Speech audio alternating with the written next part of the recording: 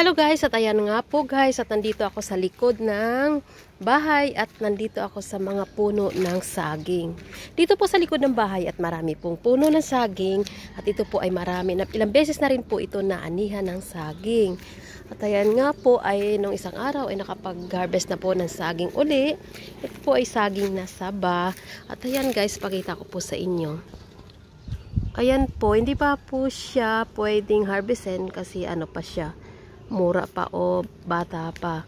Ayan, konti pa lang yung may bunga, pero pag ganyan nagtatag-ulan, padami na padami po yung bunga.